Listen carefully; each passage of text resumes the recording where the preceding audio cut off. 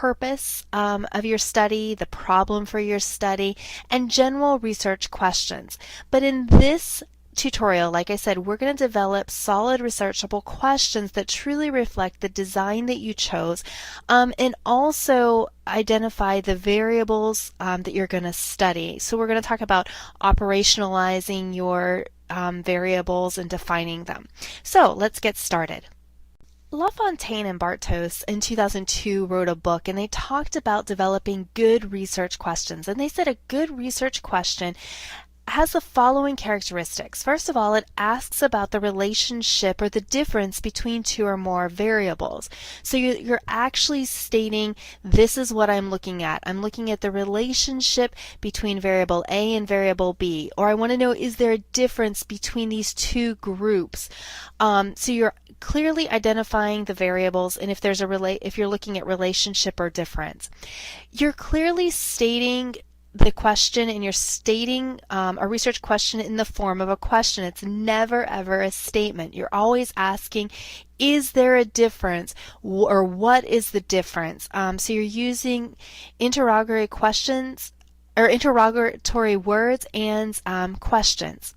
Next, your research question, a good research question is testable. That's, you're able to collect data in an ethical, the next characteristic is in an ethical and moral manner. You can actually collect the data, implement your research.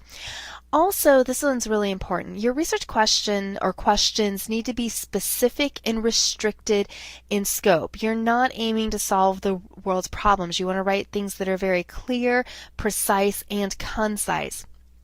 When I visit the Grand Canyon, I like to take pictures, but when my husband visits the Grand Canyon, he really likes to take video. And so I liken your questions unto this. Make sure that your questions are snapshots. Like I take snapshots of the Grand Canyon, and it's not a video of the entire Grand Canyon. So very, very specific, restricted in scope, and identify exactly what's to be solved. We're now going to talk about this a little bit more specifically and not quite so abstractly. Sometimes I find the best way to make things very specific is through examples. So we're going to look at some examples of research questions, and we're going to talk about, are these good or are they bad examples? Based on the criteria that we just looked at. The first research question is, will there be a significant decrease in the depression scores of adults involved in group therapy as opposed to adults involved in individual therapy?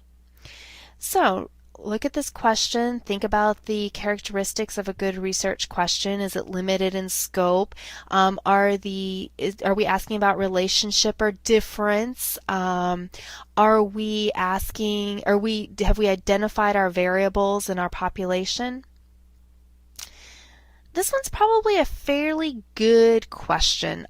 We know specifically what the variables we're looking at are. The dependent variable is depression scores. The independent variable is the type of therapy. We know who the population is. It's adults. We could potentially be a little bit more specific, but overall, adults is a specific population, and we're asking about a decrease. So overall, it's a good question. The next question is are college freshmen in public universities indifferent in their academic achievement compared to college freshmen in private institutions? So think about, are your variables well defined here?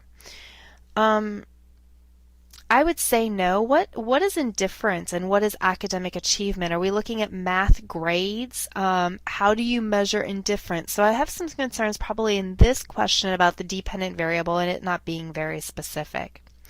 The next question is will there be an increase in reading achievement among first grade students taught using the new language approach as opposed to students being taught using the basal approach? Again, are my variables specific? They're fairly specific. Reading achievement could be better defined as a reading score of some type. I know my population is first grade students. I know that the independent variable is type of language arts approach to teaching. So overall, it's a fairly well written question.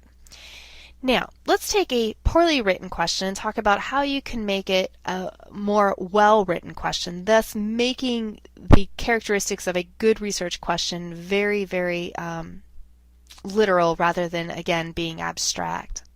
Let's say as a researcher, now this specific example is derived from LaFontaine and Bartos.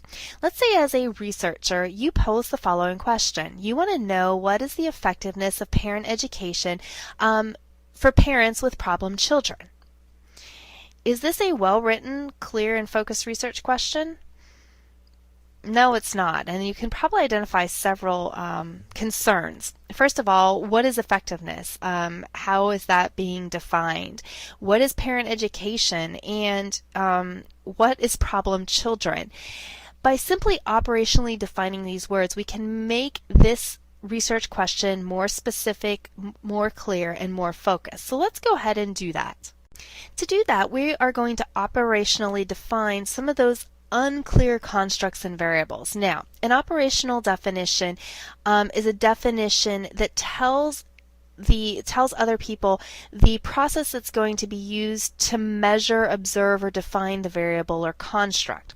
So, if I look at parent education, I'm not just looking at any parent education. I'm going to look at a specific parenting education program